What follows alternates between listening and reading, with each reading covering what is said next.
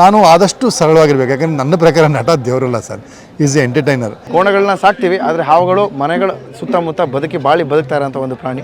So ಎರಡಕ್ಕೂ ಬದುಕಲು ಒಂದು ಅವಕಾಶ ಚೇಂಜ್. ನಾನು ಕೂಡ ಎಲ್ಲೋ ಬಾವಿಯಲ್ಲಿ ಇದ್ದಿದ್ದು ಕಪ್ಪೆ ಇವತ್ತು ಬಾವಿಯಿಂದ ಆಚೆ ಬಂದು ಈ ಒಂದು ಇವೆಂಟನ್ನು ನೋಡ್ತಾ ಇದ್ದೀನಿ. ಸಿಕ್ಕಾಪಟ್ಟೆ ಮಾತಾಡಿದ್ದೀವಿ ನಾವು ಬಿಗ್ ಬಾಸಲ್ಲಂತೂ, ಸಿಕ್ಕಾಪಟ್ಟೆ ಅಂದರೆ ಬೇಜಾನ್ ತರಲೆ ಮಾಡಿದ್ದೀವಿ, ಏನೇನೋ ಮಾತಾಡಿದ್ದೀವಿ, ಅದು ಟೆಲಿಕಾಸ್ಟ್ ಆಗಿಲ್ಲ ಅಷ್ಟೇ. ಅಣ್ಣ ನಾನು ಯಾವುದೇ ಒಂದು ಫಂಕ್ಷನ್ಗೆ ಹೋಗ್ಬೇಕಾದ್ರು ಡಿಫ್ರೆಂಟಾಗಿ ಹೋಗೋದು, ಯಾಕೆಂದರೆ ಸೆಂಟರ್ ಆಫ್ ಅಟ್ರಾಕ್ಷನ್ ಎಲ್ಲ ನನ್ನ ಕಡೆ ನೋಡಲಿ ಅಂತ.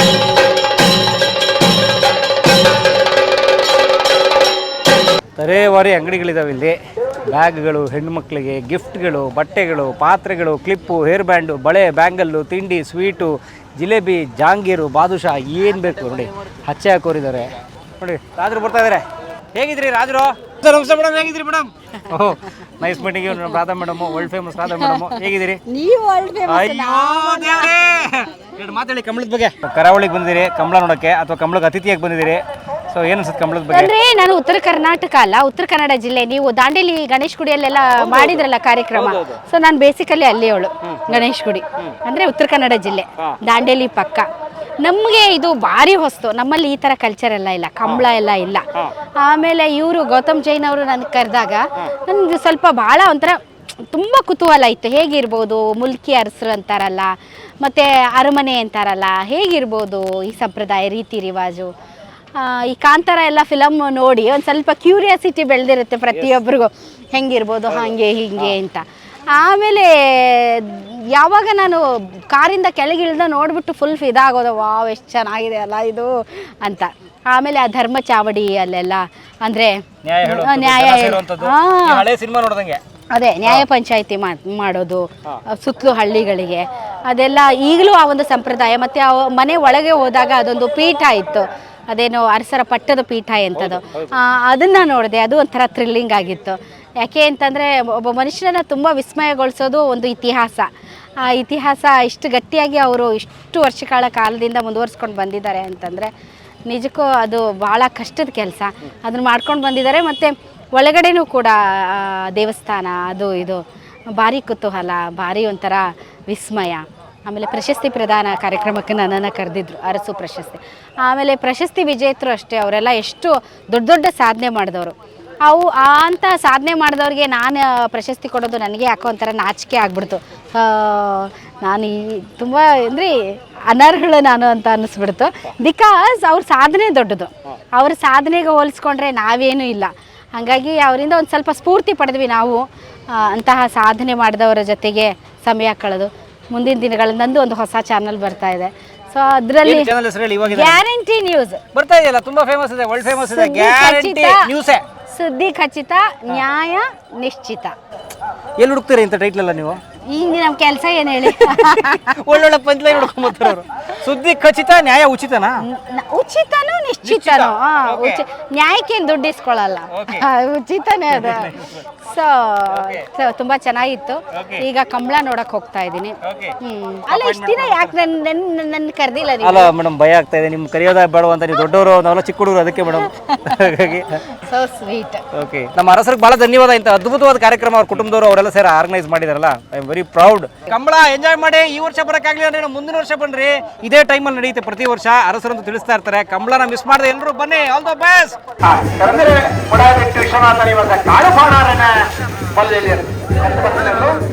ಈ ಕಂಬಳದಲ್ಲಿ ಒಂದು ವಿಶೇಷ ಆಹ್ವಾನಿತರು, ವಿಶೇಷ ಅತಿಥಿ ನಮ್ಗೆ ಸಿಕ್ಕರು. ಸರ್ ನಮಸ್ಕಾರ. ಸರ್ ನಮಸ್ಕಾರ ಪರಮೇಶ್ವರ್. ನೀನಾಸಂ ಅಶ್ವಥ್ ಅವರು. ನೀವಂತೂ ಅವ್ರನ್ನ ನಾನು ಪರಿಚಯ ಮಾಡೋದು ನಾನು ಮುಟ್ಟಾಳ. ಯಾಕೆ ಗೊತ್ತಾ? ಮುಂಗಾರು ಮಳೆ ಅಂತ ಒಂದು ಬ್ಲ್ಯಾಕ್ ಬಸ್ಟರ್ ಸಿನಿಮಾ ನೀವು ನೋಡಿರ್ತೀರಿ. ಅದರ ಅದ್ಭುತವಾದ ಪಾತ್ರ ಎಷ್ಟು ಚೆನ್ನಾಗಿ ಮಾಡಿದ್ರು ಅಂತಂದ್ರೆ. ಖರ್ಚಿಫಾ ಯಾಕೆ ಗೊತ್ತಾ ನಂದಿನಿ? ನಾವು ಇಡೀ ಸಿನಿಮಾ ನೋಡಿದಾಗ ಬೇಜಾರಾಗ್ತಾ ಇತ್ತು, ಬಟ್ ಕ್ಲೈಮ್ಯಾಕ್ಸ್ ಅಲ್ಲಿ ಅವ್ರು ಕುತ್ಕೊಂಡು ಹತ್ಬಿಡ್ತಾರಲ್ಲ, ವೆರಿ ಟಚಿಂಗ್. ಕಂಬಳಕ್ಕೆ ಬಂದಿದ್ದಾರೆ ಸರ್, ಸ್ವಾಗತ ಸರ್. Thank you. ಹೇಗಿದ್ದೀರಿ? ನನಗೆ ತುಂಬ ಚೆನ್ನಾಗಿದ್ದೀನಿ. ಕಂಬಳಕ್ಕೆ ಬರೋದು ನನಗೆ ಹೆಮ್ಮೆ ಅನಿಸುತ್ತೆ. ಯಾಕಂದರೆ ನಾನು ನಾಡು ನುಡಿ ಮತ್ತು ಸಂಸ್ಕೃತಿ ಮತ್ತು ನೆಲಜಲದ ಸಂಸ್ಕೃತಿಯನ್ನು ನಾನು ಯಾವತ್ತೂ ಇಷ್ಟಪಡೋನು. ನಾನು ಸಿನಿಮಾ ನಟನಾಗಿರೋದು ನನ್ನ ಅದು ಹೊಟ್ಟೆಪಾಡಿನ ಕೆಲಸ. ಆದರೆ ನಾನು ಮೂಲತಃ ರೈತ, ಮೂಲತಃ ರಂಗಭೂಮಿ ಕಲಾವಿದ ಮತ್ತು ಸಾಹಿತ್ಯದ ಹಿನ್ನೆಲೆಯಿಂದ ಬಂದವನು. ಹಂಗಾಗಿ ನನಗೆ ಈ ಥರದ ನೆಲಗಟ್ಟಿನ ಜಾನಪದೀಯ ಮತ್ತು ಸಾಂಸ್ಕೃತಿಕ ನೆಲಗಟ್ಟಿನ ಈ ಕಂಬಳ ಇದೆಯಲ್ಲ, ಇದು ನನ್ನ ಬಹುಶಃ ನೀನಾಸಂಲಿದ್ದಾಗ ನನಗೆ ಓಡಾಡುವಾಗೆಲ್ಲ ಅದನ್ನು ತುಣುಕಾಗಿ ನೋಡಿದ್ದೆ. ಆದರೆ ಪೂರ್ಣ ಪ್ರಮಾಣವಾಗಿ ಅನುಭವಿಸಬೇಕು ಅಂತ ಇಲ್ಲಿ ಬಂದಿದ್ದೀನಿ. ಮತ್ತು ಈ ಅರಸು ಮನೆತನದ ಕಂಬಳ ಭಾಳ ವಿಶೇಷವಾದದ್ದು. ಯಾಕಂದರೆ ಒಂದು ರಾಜಮನೆತನದ ಹಿನ್ನೆಲೆ ಇದೆಯಲ್ಲ. ಆಮೇಲೆ ನಾವು ಈ ರಾಜಮನೆತನಗಳೆಲ್ಲವೂ ಕೂಡ ಆವಾಗ ನನಗೆ ಒಳಗಾಗಿತ್ತು ನಮ್ಮ ಭಾರತದಲ್ಲಿ ಹೆಚ್ಚು ಕಡಿಮೆ. ಆದರೆ ಈಗ ಅದು ಮುಂಚೂಣಿಗೆ ಬಂದಿದೆ ಎಲ್ಲ ರಾಜಮಂತ್ರಿಗಳು. ಮತ್ತು ಅವರು ನಾವೆಲ್ಲ ಸಪೋರ್ಟ್ ಮಾಡಬೇಕು, ಅವರು ನಮಗೆಲ್ಲ ಸಪೋರ್ಟ್ ಮಾಡಬೇಕು. ಮತ್ತು ಈ ಥರದ ಕಂಬಳಗಳು ಹೆಚ್ಚೆಚ್ಚು ನಡೀಬೇಕು. ಯಾಕಂದರೆ ಇದು ಕೇವಲ ಆಟ ಅಲ್ಲ ಸರ್, ಒಂದು ಸಾಂಸ್ಕೃತಿಕ ಮತ್ತು ಸಂಸ್ಕೃತಿಯ ಹಿನ್ನೆಲೆ ಮತ್ತು ಎಲ್ಲರೂ ಸೇರುವ ಎಲ್ಲ ಸಮುದಾಯ ಜನ ಸೇರಿ ಎಲ್ಲರೂ ಅದರಲ್ಲಿ ಎಲ್ಲ ಮೈಮನ ದಣಿಯೋದು ಅಂತಾರಲ್ಲ ಸರ್, ಆಡಿ ಕುಣಿವೆ ಕೂಡಿ ದಣಿವೆ ಅಂತ ಪೂತಿನವ್ರ ಸಾಲಿದೆಯಲ್ಲ, ಆ ಥರದ ಒಂದು ಹಬ್ಬ ಅಂತ ಭಾವಿಸ್ಬೇಕು. Very nice. ನೋಡಿ, ಗೋಕುಲ ನಿರ್ಗಮನದ ಎಂಥ ಒಳ್ಳೆ ಡೈಲಾಗ್ ಹೇಳಿದ್ರು. ಅದೇ ಹೇಳೋದು, ರಂಗಭೂಮಿ ಸಾಹಿತ್ಯ ಅನ್ನೋದು ಇದೆಯಲ್ಲ, ನೆಲಮೂಲದ ಸಂಸ್ಕೃತಿ ಆ ಬೇರವ್ರಿಗೆ ಭಾಳ ಗಟ್ಟಿಯಾಗಿದೆ. ಭಾಳ ಜನ ಮೇಲ್ಕೋದ್ರೆ ಬೇರೆ ಬಿಟ್ಬಿಡ್ತಾರೆ, ಕಟ್ ಮಾಡ್ಕೊಂಡ್ಬಿಡ್ತಾರೆ. ನನಗೆ ಅದೊಂದು ಇಲ್ಲ ಪರಮೇಶ್ವರಿ, ಅಂದರೆ ನನ್ನನ್ನು ನಾನು ಉಳ್ಕೊಂಡಂಗಾಗುತ್ತೆ. ನಾನು ಆದಷ್ಟು ಸರಳವಾಗಿರ್ಬೇಕು. ಯಾಕಂದರೆ ನನ್ನ ಪ್ರಕಾರ ನಟ ದೇವರಲ್ಲ ಸರ್, ಈಸ್ ಎ ಎಂಟರ್ಟೈನರ್. ಅವನು ಕೂಲಿಂಗ್ ಗ್ಲಾಸ್ ಹಾಕಿದ್ರು ಜನ ಪಿಕ್ಚರ್ ನೋಡ್ತಾರೆ ಸರ್, ಅವ್ನು ಕಾರಲ್ಲಿ ಬರಲಿಲ್ಲನೂ ಜನ ಪಿಕ್ಚರ್ ನೋಡ್ತಾರೆ ಸರ್. ಹಾಗಾಗಿ ನಾವು ಯಾವಾಗ ನೆಲಮೂಲ ಸಂಸ್ಕೃತಿ ಜೊತೆ ಇರ್ತೀವೋ ಸರ್, ನಮ್ಮ ಅಭಿನಯ ಕೂಡ ಶಾರ್ಪ್ ಆಗುತ್ತೆ ಸರ್. ಆಮೇಲೆ ನಮ್ಮ ತಿಳುವಳಿಕೆ, ನಮ್ಮ ಜ್ಞಾನ. ನೀವು ಮಾರ್ಕೆಟ್ಗೆ ಹೋಗಲಿಲ್ಲ ಅಂದರೆ ಮಾರ್ಕೆಟ್ ಸೀನಲ್ಲಿ ಹೆಂಗೆ ಅಭ್ಯಾಸ ಅಂದರೆ ಎಲ್ಲನೂ ಅನುಭವಿಸ್ಕೋಬೇಕು ಅಂತಿಲ್ಲ, ಹೆಚ್ಚು ಪ್ರಕೃತಿ ಜೊತೆ ನೋಡಿರ್ಬೇಕಲ್ಲ, ಕೇಳಿರ್ಬೇಕಲ್ಲ. ಅರಿಸ್ಟಾಟಲ್ ಮಹಾಕವಿ ಕೂಡ ಏನು ಹೇಳ್ತಾನೆ, ಅಭಿನಯ ಅಂದರೆ ಏನು ಅಂದರೆ ಪ್ರಕೃತಿಯ ಅನುಕರಣೆ ಅಂತ ಹೇಳ್ತಾರೆ ಸರ್. ನೀವೇನು ಮಾಡಬೇಕಾದ್ರೆ ಪ್ರಕೃತಿ ಜೊತೆ ಇರಬೇಕು ಅಂದರೆ ಸಾಮಾನ್ಯರಂಗೆ ಇರಬೇಕು. ಹಂಗಿದ್ದಾಗ ನಿಮ್ಮ ಸ್ಕ್ರೀನ್ ಮೇಲೆ ನಮ್ಮ ಅಣ್ಣವ್ರಿಗಿಂತ ದೊಡ್ಡ ಸಾಕ್ಷಿ ಬೇಕಾ ಸರ್? ಬಿಳಿ ಪಂಚೆ ಬಿಳಿ ಶರ್ಟು ಹಂಗೆ ಸಿಕ್ಕರು ಕೈ ಮುಗಿಯೋದು. ಮತ್ತು ನಿಮ್ಮ ಅವರ ಇದೆಯಲ್ಲ ಸರ್, ಜನಕ್ಕೆ ಕಾಣಿಸ್ಬೇಕು ಸರ್, ನಾವು ಕಾಣಿಸ್ಬಾರ್ದು. ಯಾರು ಹಾಗೆಂದವರು? ಆದರೆ ನನ್ನ ಕಣ್ಣುಗಳು ಮೊದಲು ಕಂಡದ್ದು ಅವಳನ್ನು. ಇನ್ನೂ ವಿವರವಾಗಿ ಅವ್ರ ಜೊತೆ ಮಾತಾಡೋದಿದೆ. ನಿಮ್ಮೆಲ್ಲರ ಪರವಾಗಿ ಇವು ಕೇಳ್ತೀನಿ ರಿಕ್ವೆಸ್ಟ್, ಒಂದು ಸಂದರ್ಶನ ಬೇಗ ವಿವರವಾಗಿ ಕೊಡಲಿ ಅಂತ. ಖಂಡಿತ ಮಾಡೋಣ.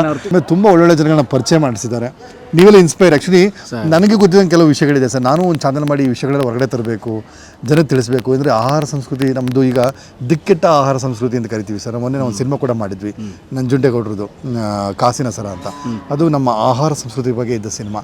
ನಮ್ದು ಇವಾಗ ದಿಕ್ಕೆಟ್ಟ ಆಹಾರ ಸಂಸ್ಕೃತಿ. ಮನುಷ್ಯನಿಗೆ ಸರ್ ಮನಸ್ಸು ಎಷ್ಟು ಮುಖ್ಯನೋ ದೇಹ ಅಷ್ಟೇ ಮುಖ್ಯ. ದೇಹ ಚೆನ್ನಾಗಿರಬೇಕು ಅಂದರೆ ಸರ್ ಆಹಾರ ಸಂಸ್ಕೃತಿ ಚೆನ್ನಾಗಿರಬೇಕು, ಅದೇ ಮೂಲ. ನಾವು ಈ ಆಹಾರ ಸಂಸ್ಕೃತಿ ಎಲ್ಲ ಬಿಟ್ಬಿಟ್ಟು ಸರ್ ಪಾಸ್ತಾ ತಿಂದರೆ ಶ್ರೀಮಂತರು, ಪಿಜ್ಜಾ ತಿಂದರೆ ಶ್ರೀಮಂತರು ಅಂತ, ರೋಗಗ್ರಸ್ತರು ಅಂತ ನಮ್ಗೆ ಇನ್ನೂ ಗೊತ್ತಾಗಿಲ್ಲ ಸರ್. ಈ ಥರದ್ದೆಲ್ಲ ತರಬೇಕು ಅಂತ ಒಂದು ಆಸೆ ಇದೆ. ಸಮಯದ ಅಭಾವ ಇದೆ, ಬಟ್ ನಿಮ್ಮಷ್ಟು ಜಾಣ್ತಾನೆ ಇಲ್ಲ ನನಗೆ ಇಂಟರ್ನೆಟ್ಟಲ್ಲಿ ಎಲ್ಲ ಹೇಳ್ತೀನಿ ಕೇಳ್ಕೊಳ್ಳಿ. ಹಂಗಾಗಿ ಕಾಲ ಕೂಡಿ ಬರಲಿ ಸರ್, ಆಸೆ ಹಲವು ಎಲ್ಲವೂ ಕೂಡಿ ಬರಬೇಕಲ್ಲ ಸರ್, ಆಗಲಿ. ಬಟ್ ನೀವು ಮಾಡ್ತಿರೋ ಕೆಲಸ ತುಂಬ ಶ್ಲಾಘನೀಯವಾಗಿದೆ. ಆಮೇಲೆ ಉಡಾಫಿಯ ಇಂಟ್ರೋಗಳು ಮಾಡ್ತಿಲ್ಲ ನೀವು, ಅಂದರೆ ಇನ್ನೊಬ್ಬರಿಗೆ ಮಾದರಿ ಆಗುವಂಥ ಇಂಟ್ರೋಗಳು ಮಾಡ್ತಿದ್ರೆ ಒಳ್ಳೆಯದಾಗಲಿ. ಧನ್ಯವಾದ. ನೀನಾಸಂ ಅಶ್ವಥ್ ಅವ್ರನ್ನ ಕಲಿಬೇಕಾದ ಬಹಳ ಇದೆ. ನೀನಾಸಂ ಅಂತ ಅನ್ನುವುದೇ ಒಂದು ವಿಶ್ವವಿದ್ಯಾನಿಲಯ. ಕೆ.ವಿ. ಸುಬ್ಬಣ್ಣವರು, ಅಕ್ಷರ ಅವರು ಮತ್ತು ಜಂಬಿಯವರು ಗರಡಿಯಲ್ಲಿ ಬೆಳೆದಂಥ ಹುಡುಗ ಎಷ್ಟು ಅದ್ಭುತವಾಗಿ ತಿಳ್ಕೊಂಡಿದ್ದಾರೆ. ಇವ್ರ ಜೊತೆ ಮಾತಾಡೋಣ ಬೇಗ. ಆಮೇಲೆ ದಯವಿಟ್ಟು ಕಂಬಳ ಅಂತಲ್ಲ, ಕಂಬಳ ಇನ್ಯಾವುದೇ ಕ್ರೀಡೆಗಳು, ಜಾತ್ರೆಗಳು, ಕಬಡ್ಡಿ ಹಬ್ಬ ಎಲ್ಲ ಆಚರಿಸಿ. ಮೊನ್ನೆ ನಮ್ಮ ಇವ್ರದ್ದು ಒಂದು ಮಾತು ಕೇಳ್ತಾ ಇದ್ದೆ, ಜಾತ್ರೆ ಅಂದರೆ ಊರಲ್ಲಿ ಯುವಕರು ಬರ್ತಾರೆ, ಅವ್ರು ಹೋದ್ಮೇಲೆ ಉಳಿಯೋದು ಇಷ್ಟ, ಪ್ಲಾಸ್ಟಿಕ್ ಡಬ್ಬ, ಪ್ಲಾಸ್ಟಿಕ್ ಪೇಪರು, ಖಾಲಿ ಮನೆ ಅಂತ. ಆ ಥರ ಪರಿಸ್ಥಿತಿಗೆ ಬಂದುಬಿಟ್ಟಿದೆ. ಬಟ್ ಈ ಬಹುಶಃ ಈ ಕೋಸ್ಟಲ್ಲು ಮಲೆನಾಡು ಆ ಪರಿಸ್ಥಿತಿಗೆ ಇನ್ನೂ ಬಂದಿಲ್ಲ ಅಂತ ಅನ್ಕೋತೀನಿ ಸರ್. ಬರದೇ ಇರಲಿ ಭಗವಂತನ ಕೃಪೆಯಿಂದ. ಯುವಕರು ತಂದೆ ತಾಯಿ ಜೊತೆ ಇರುವಂಥ ಸಂಸ್ಕೃತಿ ಫಸ್ಟ್ ಜಾಸ್ತಿ, ಆ ಸಂಸ್ಕೃತಿ ಜಾಸ್ತಿ. ಅದು ಗಣಪ ಭಂಡಾರದ ಮಲ್ಲ ಹಿರಿಯೂರು ಮೇಗಿನ ಮನೆ ಅನೂಪ್ ಗಣಪ ಭಂಡಾರದ ಬಲ್ಲದ ಮಲ್ಲ.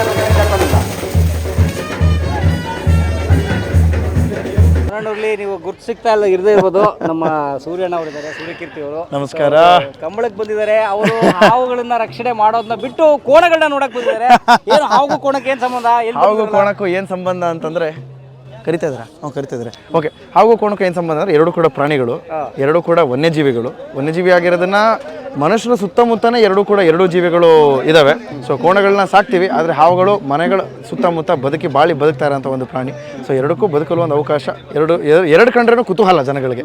ಸೊ ಅದೇ ಸಿಮಿಲಾರಿಟಿ. ಆ್ಯಂಡ್ ನಿಮ್ಮನ್ನು ಭೇಟಿ ಮಾಡಿ ನನಗೆ ಭಾಳ ಖುಷಿ ಆಗ್ತಾ ಇದೆ. ಸೊ ಇವತ್ತು ಅರಸು ಸೀಮೆ ಕಂಬಳಕ್ಕೆ ನಾವು ಬಂದಿದ್ದೀವಿ. ಮುಲ್ಕಿ ಅರಸು ಸೀಮೆ ಕಂಬಳಕ್ಕೆ ಭಾಳ ಖುಷಿ ಆಗ್ತಾ ಇದೆ. ಒಂದು ಚೇಂಜ್. ನಾನು ಕೂಡ ಎಲ್ಲೋ ಬಾವಿಯಲ್ಲಿ ಇದ್ದಿದ್ದು ಕಪ್ಪೆ ಇವತ್ತು ಬಾವಿಯಿಂದ ಆಚೆ ಬಂದು ಈ ಒಂದು ಇವೆಂಟನ್ನು ನೋಡ್ತಾ ಇದ್ದೀನಿ. ಆ್ಯಂಡ್ ಈ ಒಂದು 500-600 ವರ್ಷದಿಂದ ಬಂದಿರತಕ್ಕಂಥ ಒಂದು ಸಂಸ್ಕೃತಿನ ಇವತ್ತು ನಾವು ನೋಡ್ತಾ ಇದ್ದೀವಿ, ವಿಟ್ನೆಸ್ ಮಾಡ್ತಾ ಇದ್ದೀವಿ. ಇವತ್ತು ಹಳೆ ಸಂಸ್ಕೃತಿಗಳೆಲ್ಲ ಹೋಗ್ತಾ ಇದ್ದಾವೆ, ಎಲ್ಲವುದು ಸತ್ತೋಗ್ತಾ ಇದ್ದಾವೆ. ಎಷ್ಟೋ ಒಂದು ಕಲೆಗಳು ಇವತ್ತು ಆ ಒಂದು ಪಾಪ್ಯುಲಾರಿಟಿನ ಕಳ್ಕೊಂಡು ಜನಗಳು ಅದನ್ನು ಬಿಟ್ಟು ಹಾಗೆಯೇ ಅದು ಮುಚ್ಚೋಗ್ತಾ ಇದೆ. ಸೊ ಇಲ್ಲಿ ತನಕನೂ ಈ ಒಂದು 500-600 ವರ್ಷದಿಂದ ಪರಂಪರೆಯನ್ನು ಈ ಒಂದು ಮುಂದುವರಿಸ್ಕೊಳ್ತಾ ಬಂದಿದ್ದಾರೆ ಅಂತಂದರೆ ಅದು ಹೆಮ್ಮೆ ಮಾತು. ಇದು ಇದೇ ರೀತಿ ಮುಂದುವರಿತಾ ಹೋಗಲಿ ಅಂತ ನಾನು ಕೇಳ್ಕೊಳ್ತೀನಿ. ಹಾಗೂ ಮುಲ್ಕಿ ಅರಮನೆಗೆ ಈ ಥರ ಒಂದಷ್ಟು ಕಂಬಳವನ್ನು ಇನ್ನು ಸಾವಿರಾರು ವರ್ಷ ಮುಂದುವರ್ಸೋಕ್ಕೆ ದೇವರ ಶಕ್ತಿ ಕೊಡಲಿ ಅಂತ ಕೇಳ್ಕೊಳ್ತೀನಿ. ನೀವಿನ್ನು ಕೋಣ ರೆಸ್ಕ್ಯೂ ಕೆಲಸ ಕೈ ಹಾಕಿಲ್ಲ? ಇಲ್ಲ, ಅದು ಡೊಮೆಸ್ಟಿಕ್ ರೆಸ್ಕ್ಯೂಸ್ ಇನ್ನು ಶುರು ಆಗುತ್ತೆ. ಫಸ್ಟ್ ಒಂದು animal rescue rehabilitation research and education centre ಆಗ್ಬಿಡ್ಲಿ. Sir animal rescue, rehabilitation, research and education centre. 4 ಒಟ್ಟೊಟ್ಟಿಗೆ. ಹೌದು. So both domestic and wild ಆನಿಮಲ್ಸ್ಗೆ ಒಂದು ಮರುಜನ್ಮವನ್ನು ಕೊಡೋದಕ್ಕೆ ಒಂದು ಅವಕಾಶ, ಒಂದು ಸೆಕೆಂಡ್ ಚಾನ್ಸ್ ಆಫ್ ಲೈಫ್ ಅಂತ ಹೇಳ್ಬೋದು. ಸೊ ಇವಾಗ ಕೋಣ ವಯಸ್ಸಾದ್ಮೇಲೆ ಏನು ಮಾಡ್ತಾರೆ, ಕೆಲವೊಬ್ರು ಸಾಕೊಳ್ತಾರೆ, ಕೆಲವೊಬ್ರು ಬಿಟ್ಬಿಡ್ತಾರೆ. ಸೊ ಅದಾದಮೇಲೆ ಇದು ಈ ಜಾಗದಲ್ಲೇ ಅಂತಲ್ಲ, ಪ್ರತಿಯೊಂದು ಕಡೆನೂ ಅಷ್ಟೇ, ಹಾಲು ಕೊಡೋ ಹಸುನು ಏನು ಮಾಡ್ತಾರೆ, ನಿಲ್ಲಿಸಿದ ತಕ್ಷಣ ಎಲ್ಲರೂ ಬೇರೆ ಕಡೆ ಕೊಟ್ಬಿಡೋದು. ಅದರ ಒಂದು ಸೆಕೆಂಡ್ ಚಾನ್ಸ್ ಆ್ಯನಿಮಲ್ಸ್ಗೆ ನಾವು ಒಂದು ಕೊಡೋದಕ್ಕೆ ಒಂದು ದೊಡ್ಡದಾಗಿ ಒಂದು ಜಾಗ ಅದು ಇದು ಎಲ್ಲ ಮಾಡಿ ಅವುಗಳಿಗೊಂದು ಸೆಕೆಂಡ್ ಚಾನ್ಸ್ ಟು ಲಿವ್ ಅನ್ನೋದನ್ನ ಕೊಡೋಣ ಅನ್ನೋದು ನನ್ನ ಪ್ಲಾನ್ ಇರೋದು. ಸೊ ನೋಡೋಣ, ಪಿಚ್ ಮಾಡ್ತಾ ಇದ್ದೀನಿ. ಎಲ್ಲ ಚೇಂಜ್ ಆಗಿ ಸೆಟಪ್ ಗೆಟಪ್ ಎಲ್ಲ ಚೇಂಜ್ ಆಗಿದೆ ನೋಡಿ. ಅಲ್ಲಿ ಯಾರು ಸರ್ ಡಿಸ್ಕವರಿ ಅವರ ನ್ಯಾಷನಲ್ ಜಿಯೋಗ್ರಫಿ ಇವರು individual film maker. Hi. So ನಾವು ಅವ್ರು ಮೇಡಮ್ ಭೇಟಿ ಆಗಿದ್ವಿ ಒಂದ್ಸಲ ಮೈಸೂರಲ್ಲಿ, ರಾತ್ರಿ ಒಂದು ಹಾವು ಹಿಡಿಯಕ್ಕೆ ಹೋಗಿದ್ರು ಅವರೇ ಅವರು. Hi madam. Have is my boss. Boss ಬನ್ನಿ ಬಾಸ್. ಇಲ್ಲಿ ಏನು ಉಸ್ತಾದ್ ಜಾಕಿರ್ ಹುಸೇನ್ ಥರ ಆಗ್ಬಿಟ್ಟಿದ್ದೀರಾ? ಓ ದೊಡ್ಡವರೆಲ್ಲ ಒಂದೇ ಕಡೆ ಬಂದ್ಬಿಟ್ಟವ್ರಪ್ಪ ಇವತ್ತು. ಓ ಬನ್ನಿ ಚೆನ್ನಾಗಿದ್ದೀನಿ. ನೀವು ಬೆಳಿತಾ ಹೈಟ್ ಆಗ್ತಾ ಇದ್ದೀರಾ. ಹೆಂಗ್ ತಗೋಬೇಕು ಅಂತ ಗೊತ್ತಾಗಿಲ್ಲ ಅಣ್ಣ. ಹೇಗಿದ್ದೀರಾ? ಸೂಪರ್. ಈಗ ಏನು ಸಖತ್ತಾಗಿದೆ ಗೆಟಪ್ ಅಣ್ಣ. ನಂದೊಂದು ವಿಶೇಷ ಏನಂದರೆ, ಫಸ್ಟ್ ಅವ್ರ ಮಾತಾಡೋಕ್ಕಿಂತ ಮುಂಚೆ ನಾನು ಮಾತಾಡ್ತೀನಿ. ಹೌದಾ? ಶಾಮಣ್ಣನ ಹಿಂಗೆ ಇರೋಣ ಅವ್ರ ನಿಮಿಷ, ನೀನು ಹೆಂಗಾರ ಮಾತಾಡು, ಮೈಕಲ್ ಮಾತಾಡಿ ಮತ್ತೆ. ಈಗ ಹೇಳೋಣ. ಶಾಮಣ್ಣನ ಹಿಂಗೆ ನೋಡಿದ್ರೆ ನಂಗೆ ಸ್ವಲ್ಪ ಭಯ ಆಗುತ್ತೆ. ಯಾಕೆ ಅಂತ ಹೇಳಿದ್ರೆ ಬಿಗ್ ಬಾಸಲ್ಲಿ ಬೆಳೆ 7 ತಿಂಗಳೇ ಸಾಂಗಿಗಿನ ಮುಂಚೆ ಒಂದು ಸೌಂಡ್ ಬರೋದು, ಜಿಲ್ ಜಿಲ್ ಜಿಲ್ ಜಿಲ್ ಜಿಲ್ ಜಿಲ್. ಓ ನಂಗೆ ಗೊತ್ತಾಯ್ತು, ಓ ಶಾಮಣ್ಣ ಎದ್ದವ್ರೆ ಅಂತ. ಒಂದು ಶಾಮಣ್ಣ ಹತ್ರ ಜಾಸ್ತಿ ಮಾತಾಡ್ತಾನೆ ಇರಲಿಲ್ಲ. ಯಾಕೆಂದ್ರೆ ಸೌಂಡ್ಗಳು ಇಲ್ಲಿ ಇವೆಲ್ಲ ಇವು ಈ ಕೈಗೆ ಈ ಸೌಂಡು ಇವೆಲ್ಲ ಹಾಕೊಂಡ್ಬಿಟ್ರೆ ಅಂತ ನಮಗೆ ಭಯ. ಸದ್ಯ 1 ವಾರ ಇದ್ರು ನೈಟಲ್ಲಿ ಏನೇನೋ ಒಂದು ಸೌಂಡು, ನೈಟಲ್ಲಿ ಲೈಟ್ ಸಿಕ್ಕಾಪಟ್ಟೆ ಮಾತಾಡಿದ್ದೀವಿ ನಾವು ಬಿಗ್ ಬಾಸಲ್ಲಿ ಅಂತೂ. ಸಿಕ್ಕಾಪಟ್ಟೆ ಅಂದರೆ ಬೇಜಾನ್ ತರಲೆ ಮಾಡಿದ್ದೀವಿ, ಏನೇನೋ ಮಾತಾಡಿದ್ದೀವಿ. ಅದು ಟೆಲಿಕಾಸ್ಟ್ ಆಗಿಲ್ಲ ಅಷ್ಟೇ, ಆದರೆ ಸಿಕ್ಕಾಪಟ್ಟೆ ಎಂಜಾಯ್ ಮಾಡಿದ್ದೀವಿ. ಒಂದು ಸೂಪರ್ ಸೀನಿಯರ್ ಥರ ನಮಗೆ ಬಿಗ್ ಬಾಸಲ್ಲಿದ್ದರು. ತುಂಬ ಇವತ್ತವರೆಗೂ ಗೈಡ್ ಮಾಡ್ತಾ ಇರ್ತಾರೆ, ಹಿಂಗೆ ಮಾಡು ಹಂಗೆ ಮಾಡು ಅಂತ. ಮೈಸೂರಿಗೆ ಹೋದಾಗ ಅವ್ರ ಮನೆಗೆ ಹೋಗ್ತಾ ಇರ್ತೀವಿ. ಅದೇ ನೆಕ್ಸ್ಟ್ ಹೇಳಿದ್ದೀನಿ ಅಣ್ಣ, ನೆಕ್ಸ್ಟ್ ಭೇಟಿ ಆದಾಗ ರೆಸ್ಕ್ಯೂ ಮಾಡೋಕ್ಕೆ ಜೊತೆಗೆ ಹೋಗೋಣ, ನಾನು ನೋಡಬೇಕು ನೀವು ಹೆಂಗೆ ರೆಸ್ಕ್ಯೂ ಮಾಡ್ತೀರಾ ಅಂತ. ಖುಷಿ ಇದೆ. ದೊಡ್ಡದೇ ಹಿಡಿದು ನಿಮ್ಮ ಕೈ ಕೊಡ್ತೀರಿ. ಕಂಬಳ ನಿಜವಾಗ್ಲೂ ಖುಷಿ ಇದೆ ಇಲ್ಲಿ ಬಂದಿದೆ. ಯಾಕೆ ಅಂತ ಹೇಳಿದ್ರೆ ಕಾಂತಾರ ಅದಲ್ಲಿ ನೋಡಿದ್ದು ನಾವು, ಅದಾದಮೇಲೆ ಲೈವ್ ಅದು ಯಾವತ್ತೂ ನೋಡಿರಲಿಲ್ಲ. ಸ್ಟೇಜ್ ಮೇಲೆ ಕೂತಾಗಲೂ ನಾನು ಶಾಮಣ್ಣ ಕೇಳ್ತಿದ್ದೆ, ಅಣ್ಣ ಎಷ್ಟಲ್ಲಿ ನೀವು ಬಂದಿರೋದು ಅಂತ. ನನಗೆ ಇವತ್ತು 57 ವರ್ಷ, ಇವಾಗ ನಾನೇ ಫಸ್ಟ್ ಟೈಮ್ ಬಂದಿದ್ದೀನಿ ಅಂತ. ಹಂಗಾರೆ ನಿಮಗಿಂತ ಮುಂಚೆ ನಾನೇ ಬಂದಿರೋದು, ತುಂಬ ಖುಷಿ ಇದೆ, ಹೆಮ್ಮೆ ಇದೆ ಅಂತ ಅನ್ಸುತ್ತೆ. ಯಾಕೆಂದರೆ 22 ವಯಸ್ಸಿಗೆ ನಾನು ಇಲ್ಲಿ ಕರ್ಕೊಂಡ್ಬಂದಿದ್ದಾರೆ. ಗೌತಮಣ್ಣ ಕರೆದ್ರು ಒಂದೇ ಒಂದು ಕಾಲ್ಗೆ ಖಂಡಿತ ಇರ್ತೀವಿ ಅಂತ ಹೇಳಿದೆ. ಯಾಕಂದರೆ ಇವೆಲ್ಲ ಸ್ಪೆಷಲ್ ನಮಗೆ ಬೆಂಗಳೂರಲ್ಲಿ ಸಿಗೋದು ನೋಡೋಕ್ಕೆ ಅಂತ ಹೇಳಿದ್ರೆ ಅಲ್ಲಿ ಗಂಟ ಯಾಕೆ ಬರಬೇಕು, ಇಲ್ಲೇ ನೋಡ್ಬೋದು ಅಂತ ಹೇಳ್ಬೋದು. ಇಲ್ಲಿಂದ ಒಂದು ರೀತಿ ಈ ಜನದ ಪ್ರೀತಿ ಪ್ರತಿಯೊಂದನ್ನು ನೋಡಿದ್ರೆ ತುಂಬ ಖುಷಿ ಅನಿಸ್ತು. ಇಡೀ ತಂಡಕ್ಕೆ ಒಳ್ಳೆದಾಗಲಿ, ಯಾರು ಓಡಿಸ್ತಾರೆ ಪ್ರತಿಯೊಬ್ಬರು ಹುಷಾರಾಗಿ ಓಡಿಸಿ ಅಂತ ಹೇಳಕ್ಕೆ ಇಷ್ಟಪಡ್ತೀನಿ. Thank you.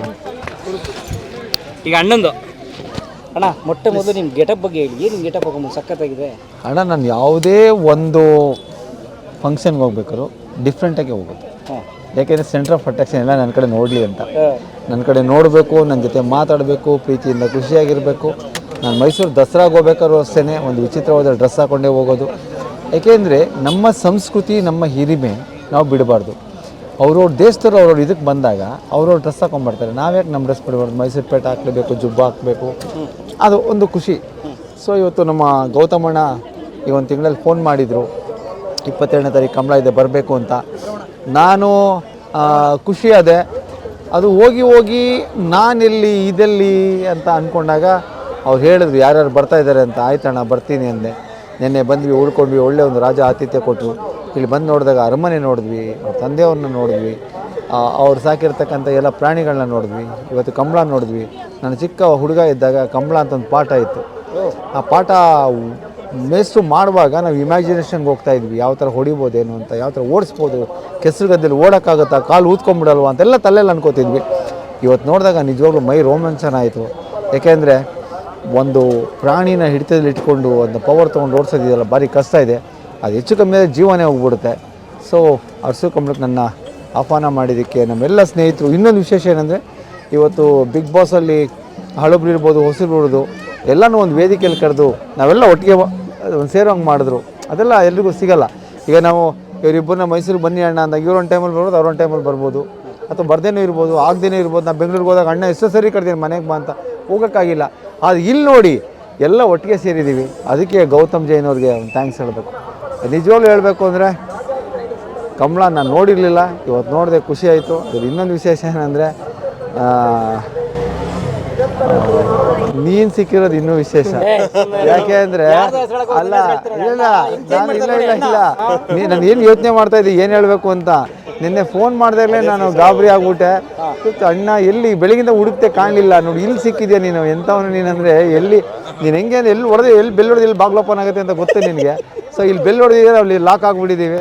ಒಂದು ಖುಷಿ ಆಯಿತು. ಸೊ ನಿಜವಾಗ್ಲೂ ಎಷ್ಟು ಖುಷಿ ಆಯಿತು ಅಂದರೆ ಈ ಅರಸು ಕಂಬಳದಲ್ಲಿ ನಮ್ಮೆಲ್ಲರನ್ನ ಸೇರಿಸಿರ್ತಕ್ಕಂಥ ಅರಸು ಕಂಬಳಕ್ಕೆ ಗೌತಮ್ ಜೈನ್ ಅವ್ರಿಗೆ ನಾವು ಹೃತ್ಪೂರ್ವಕ ಧನ್ಯವಾದಗಳನ್ನ ಅರ್ಪಿಸ್ತಿದ್ದೀವಿ. ಜೈ ಕಂಬಳ, ಜೈ ಕಮಲ, ಜೈ ಕರಾವಳಿ, ಜೈ ಕರಾವಳಿ, ಜೈ ಕರ್ನಾಟಕ. ಜೈ ಕರ್ನಾಟಕ.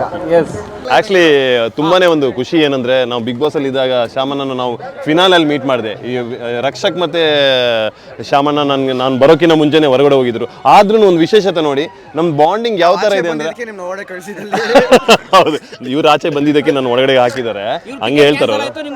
ಹೌದೌದು, thank you for that Rakshak, ಅದಕ್ಕೆ ಹೇಳ್ತಿದ್ದೀನಿ.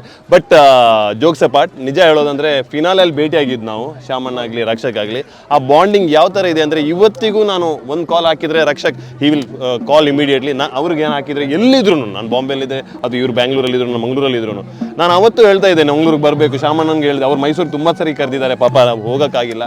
ರಕ್ಷಕ್ ಹೇಳ್ತಾ ಇದ್ದ, ನಾನು ಮಂಗಳೂರಿಗೆ ಬರಬೇಕಾದ್ರೆ ಕೊರಗಜ್ಜನ ಕಡೆಗೆ ಹೋಗಬೇಕು, ಧರ್ಮಸ್ಥಳಕ್ಕೆ ಹೋಗಬೇಕು, ಎಲ್ಲ ವಿಸಿಟ್ ಮಾಡಬೇಕು. ಧರ್ಮಸ್ಥಳಕ್ಕೆ ಬರ್ತಾ ಇರ್ತಾರೆ ಮೋಸ್ಟ್ಲಿ, ಬಟ್ ಕೊರಗಜ್ಜನಿಗೆ ಹೋಗೋಕ್ಕಾಗಿಲ್ಲ. ನಾನು ಡೆಫಿನೆಟ್ ಆಗಿ ಇಲ್ಲಿ ಬಂದಾಗ, but this is a special occasion. ಕಂಬಳಾನು ಬಂದು ಇವ್ರು ಬಂದಾಗ ಕಂಬಳಕ್ಕೆ ಹೋಗ್ತಾ ಇದ್ದೀನಿ ಅಂದ್ರೆ, ನಾನು ಅಲ್ಲಿಗೆ ಹೋಗ್ತಾ ಇದ್ದೀನಿ ಅಂದರೆ it's a very good thing. ನಂಗೆ ತುಂಬ ಖುಷಿ ಆಯ್ತು ಇವ್ರು ಬಂದು ಕಂಬಳ ನೋಡಿಬಿಟ್ಟು ಎಂಜಾಯ್ ಮಾಡಿದ್ದಾರೆ. ಅಣ್ಣ ಹೇಳಿದ್ರು ನಾನು ಲೈಫಲ್ಲಿ ಫಸ್ಟ್ ಟೈಮ್ ನೋಡ್ತಾ ಇದ್ದೀನಿ ಅಂತ. ಸೊ ಆ್ಯಂಡ್ ರಕ್ಷಕು ನೋಡಿದ್ರು, ತುಂಬ ಖುಷಿ. ಈ ಥರ ನಮ್ದು ಒಂದು ಕರಾವಳಿ, ನಮ್ಮ ಬೆಂಗಳೂರು, ಮೈಸೂರು ಎಲ್ಲ ಜಿಲ್ಲೆಗಳು ಸೇರಿ ಯಾವುದೇ ಕಾರ್ಯ ಆಗಲಿ ನಾವೆಲ್ಲ ಸೇರಿ ಒಂದು ಧಮಾಕ ಮಾಡಿದ್ರೆ ಐ ಥಿಂಕ್ ಕನ್ನಡ ಇಂಡಸ್ಟ್ರಿ ಒಂದು ದೊಡ್ಡ ಧಮಾಕ ಮಾಡ್ಬೋದು ಅಂತಲೇ ಹೇಳ್ಬೋದು. ಕನ್ನಡ ಇಂಡಸ್ಟ್ರಿ ಅಂತ ಯಾವುದೇ ಒಂದು ರಾಜಕಾರಣಿ ಆಗಲಿ ಅಥವಾ ಟ್ರೆಡಿಷನ್ ಆಗಲಿ, ಯಾವುದೇ ಫೀಲ್ಡ್ ಆಗಲಿ, ಎಲ್ಲರೂ ಒಟ್ಟಾಗಿ ನಾವು ಬೆಳೆದ್ರೆ ಎಲ್ಲರೂ ಬೆಳಿತೀವಿ. ಕರ್ನಾಟಕನೂ ಬೆಳೆಯುತ್ತೆ, ಇಂಡಿಯಾನೂ ಬೆಳೆಯುತ್ತೆ. Thank you so much.